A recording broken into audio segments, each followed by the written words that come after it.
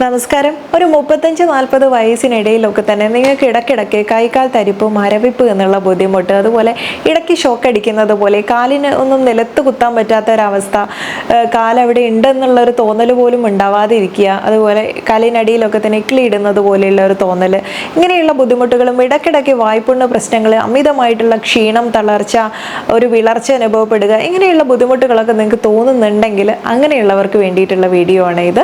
ഞാൻ ഡോക്ടർ സജിത ദിജിൻ. നമുക്ക് ശരീരത്തിലെ വൈറ്റമിൻ B12 കുറയുമ്പോഴുണ്ടാവുന്ന ബുദ്ധിമുട്ടുകളാണ് ഈ പറഞ്ഞിട്ടുള്ള കാര്യങ്ങളെല്ലാം തന്നെ. ഇതിന് നമുക്ക് ചില സപ്ലിമെൻറ്റുകൾ എടുക്കാൻ പറ്റും. എന്നാൽ ഇനി സപ്ലിമെൻറ്റിൽ കൂടെ അല്ലാതെ നമുക്ക് ഭക്ഷണത്തിലൂടെ വളരെ എളുപ്പത്തിൽ ഇതിനെ മാറ്റിയെടുക്കാൻ വേണ്ടി പറ്റും കേട്ടോ. എന്നാൽ അതിന് എല്ലാ ഭക്ഷണവും പറ്റും എന്നുള്ളതല്ല. ചില പ്രത്യേക ഭക്ഷണങ്ങൾ തിരഞ്ഞെടുത്ത് നമുക്കിത് ഉൾപ്പെടുത്തി കഴിഞ്ഞാൽ ഈ ഒരു പ്രശ്നത്തിനെ മാറ്റാൻ വേണ്ടി പറ്റും. അപ്പോൾ ഇത് വരുന്നത് തന്നെ ഒരു ഏജ് എത്തുമ്പോഴാണ്. അപ്പോൾ ഇത് വരാതിരിക്കാൻ വേണ്ടിയിട്ട് എന്തൊക്കെ ഭക്ഷണങ്ങൾ ഉൾപ്പെടുത്തണം, ഏത് സപ്ലിമെൻ്റ് എടുക്കണം, അതുപോലെ തന്നെ എന്തെല്ലാം കാര്യങ്ങൾ നമ്മൾ ശ്രദ്ധിച്ചു കഴിഞ്ഞാൽ ഈ പ്രശ്നത്തിനെ മാറ്റിയെടുക്കാൻ വേണ്ടി പറ്റും എന്നുള്ള കാര്യങ്ങളൊന്ന് നോക്കാം. കാഴ്ച മങ്ങുന്നത് പോലെ തന്നെ പെട്ടെന്നുള്ള മറവി അല്ലെങ്കിൽ വിഷാദ രോഗങ്ങൾ, ഉത്കണ്ഠ കൂടുതലാവുക, പെട്ടെന്ന് ഭാരം നഷ്ടമാകുന്ന അവസ്ഥ, കൈകാൽ തരിപ്പ്, ഇങ്ങനെയുള്ള കാഴ്ചയുടെ കുറവ്, ഇതൊക്കെ ഇതിൽ ലക്ഷണങ്ങളായിട്ട് നമുക്ക് കണക്കാക്കപ്പെടാം. ബോൺമാരോ, രക്തം, നാഡീവ്യവസ്ഥ ഇവയെല്ലാം തന്നെ വൈറ്റമിൻ B12 അഭാവം ബാധിക്കും. ഇത് ചികിത്സിക്കാതെയൊക്കെ ഇരുന്ന് കഴിഞ്ഞാൽ തലച്ചോറിലെ കോശങ്ങൾക്കൊക്കെ തന്നെ ക്ഷതം സംഭവിക്കുകയും അരുണ രക്ത കോശങ്ങളൊക്കെ തന്നെ ഇല്ലാതാക്കുകയൊക്കെ ചെയ്യുന്നുണ്ട്. ഇത് പ്രശ്നങ്ങളൊക്കെ ഒഴിവാക്കാൻ നമുക്ക് ഇറച്ചി, കരൾ, പൗൾട്രി, പാലുൽപ്പന്നങ്ങൾ, മത്സ്യം, ഫോർട്ടിഫൈഡ് ബ്രേക്ക്ഫാസ്റ്റ് സിറിയലുകൾ, അതുപോലെയുള്ള വൈറ്റമിൻ B12 ധാരാളം അടങ്ങിയിട്ടുള്ള ഭക്ഷണങ്ങളൊക്കെ തന്നെ നമുക്ക് ഉൾപ്പെടുത്താൻ വേണ്ടി പറ്റും. എങ്കിലും ഇതിൽ പ്രധാനമായിട്ടും എടുത്തു പറയേണ്ടത് ചില മത്സ്യങ്ങളാണ്. ഒമേഗ 3യും അതുപോലെ തന്നെ വൈറ്റമിൻ B12 ഒക്കെ ധാരാളം അടങ്ങിയിട്ടുള്ളതാണ്. നമ്മുടെ ചൂരമീൻ പോലുള്ളതും അല്ലെങ്കിൽ മത്തി ആയാലും ചെമ്മീൻ തുടങ്ങിയിട്ടുള്ള ഇത്തരം മത്സ്യങ്ങളിലൊക്കെ തന്നെ ഇത് ധാരാളമായിട്ട് അടങ്ങിയിട്ടുണ്ട്. സസ്യാഹാര പ്രേമികളും ആണെങ്കിൽ അവർക്ക് ഒരുപാട് ഓപ്ഷൻസ് ഒന്നുമില്ല. നമ്മുടെ മുട്ടയും ചിക്കനും ഫിഷും ഒന്നും തന്നെ ഉപയോഗിക്കാൻ പറ്റില്ല എന്നുള്ളത് കൊണ്ട് പരിമിതമായിട്ടുള്ള ഉറവിടങ്ങളെ അവർക്കുള്ളൂ. അത് ആയതുകൊണ്ട് തന്നെ നമുക്ക് തൈര് അല്ലെങ്കിൽ പാലുൽപ്പന്നങ്ങൾ എപ്പോഴും വളരെ നല്ലതാണ്. പാലോ, തൈരോ, മോരോ, ചീസ്, വെണ്ണ തുടങ്ങിയിട്ടുള്ള ഒരുപാട് കാര്യങ്ങളുണ്ടല്ലോ. ഇതൊക്കെ ഉപയോഗിക്കാം. പനീർ പോലെയുള്ളവയോ അല്ലെങ്കിൽ കൂടുതൽ നമുക്ക് സോയാബീൻ പോലുള്ള കാര്യങ്ങൾ, ബദാം മിൽക്ക്, ഇതൊക്കെ തന്നെ ഉപയോഗപ്പെടുത്താൻ പറ്റും കേട്ടോ.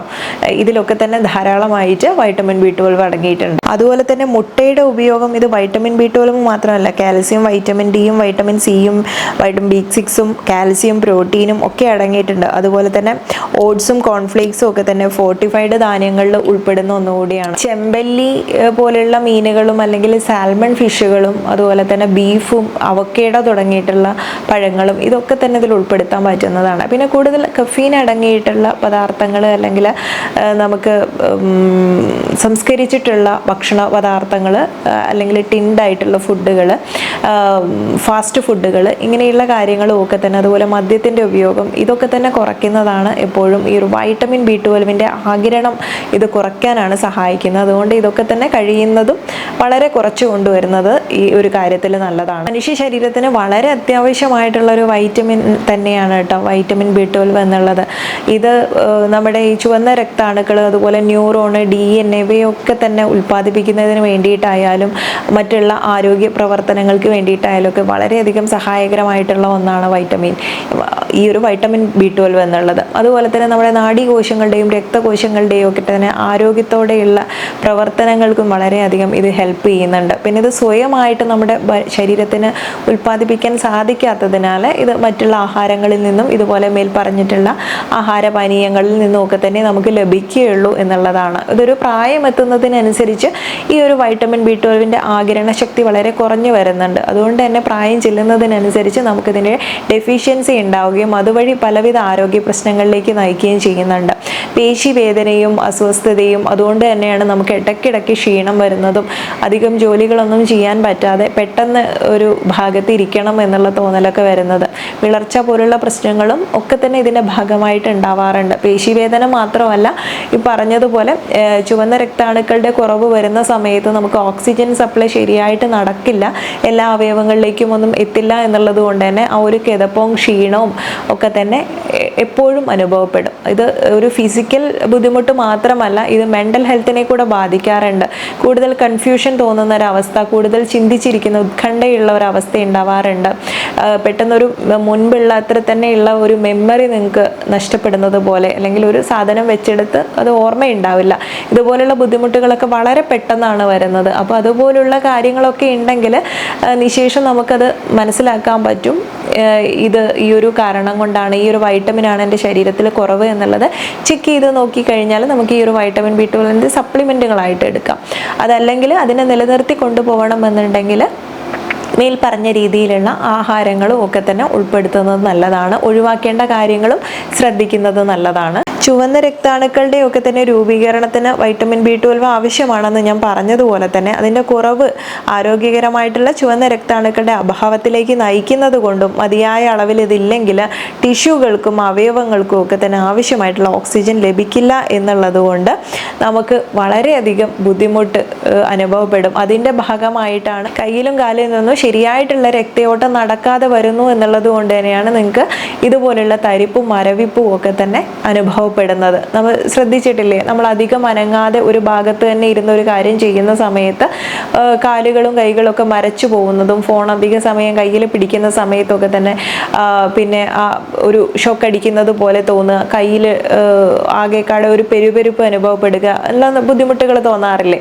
ഇതൊക്കെ ഇതിൻ്റെ ഭാഗമാണ്. അപ്പോൾ അതുകൊണ്ട് തന്നെ നമ്മൾ എപ്പോഴും കഴിയുന്നതും നമ്മുടെ പേശികൾക്കൊക്കെ നല്ല മൂവ്മെൻറ്റ് കൊടുക്കാൻ വേണ്ടി ശ്രമിക്കുക എന്നുള്ളതാണ് ഇതിൻ്റെ മറ്റൊരു വശം. ഇനി രോഗികളിൽ കോമൺ ആയിട്ട് കാണുന്ന ഒരു പ്രശ്നം എന്ന് വെച്ചാൽ, സാധാരണയായിട്ട് നമുക്ക് ഉണ്ടാവുന്ന അനീമിയയുടെ ലക്ഷണങ്ങൾ പോലെ തന്നെ നമുക്ക് വല്ലാണ്ട് ക്ഷീണം അനുഭവപ്പെടുക, ബുദ്ധിമുട്ടുകൾ, അതുപോലെ ആശയക്കുഴപ്പം, ഇതൊക്കെ ഉണ്ടെങ്കിലും ബ്ലഡിൻ്റെ കൗണ്ട് കുറവാണ് എന്നുള്ളതിനനുസരിച്ച് നമ്മളത് നിസാരമായിട്ട് തള്ളും. അത് മാറ്റാനുള്ള എന്തെങ്കിലും ചെറിയ പൊടിക്കൈകളൊക്കെ ചെയ്ത് മാറ്റും.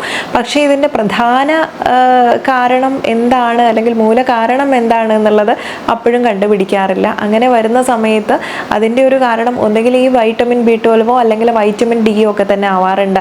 ബ്ലഡ് ടെസ്റ്റ് ചെയ്ത് നോക്കാതെ ഇതുപോലെ നമ്മൾ അത് നിസാരമാക്കി കളഞ്ഞു കഴിഞ്ഞാൽ പിന്നീട് ഇത് വളരെയധികം ബുദ്ധിമുട്ടിലേക്ക് കൊണ്ടുപോകും എന്നുള്ളതാണ്. അതിലും പ്രധാനമായിട്ട് വരുന്ന ഒരു കാര്യം ഇത് തന്നെയാണ്.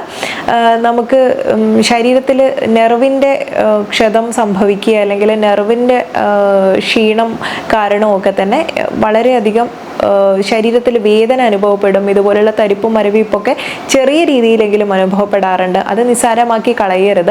അത് പിന്നീട് വലിയ വലിയ ബുദ്ധിമുട്ടിലേക്ക് മാറും എന്നുള്ളതാണ്. അതുകൊണ്ട് തന്നെ ഈ നമ്മൾ അവഗണിക്കുന്ന ഇത്തരം ലക്ഷണങ്ങൾ ഒന്നുകിൽ നിങ്ങൾക്ക് വൈറ്റമിൻ B12 കുറവോ വൈറ്റമിൻ Dയുടെ കുറവോ മൂലമൊക്കെ തന്നെയായിരിക്കാം. അതുകൊണ്ട് ഇത് കണ്ടുപിടിച്ച് കഴിഞ്ഞാൽ വളരെ പെട്ടെന്ന് ഇതിൻ്റെ ഒരു സപ്ലിമെൻ്റ് എടുക്കുക, അല്ലെങ്കിൽ ഫുഡിൽ ഞാൻ നേരത്തെ പറഞ്ഞ കാര്യങ്ങളൊക്കെ ശ്രദ്ധിക്കുകയോ ചെയ്തു കഴിഞ്ഞാൽ വളരെ പെട്ടെന്ന് ഈ ഒരു പ്രശ്നങ്ങളും ലക്ഷണങ്ങളും ഒക്കെ നമുക്ക് മാറ്റിയെടുക്കാൻ വേണ്ടി പറ്റും. അപ്പോൾ വളരെ ഇമ്പോർട്ടൻ്റ് ആയിട്ടുള്ളൊരു ഇൻഫർമേഷനാണ്. ഒരുപാട് പേര് ബുദ്ധിമുട്ടിക്കുന്ന ഒരു പ്രശ്നമാണ്.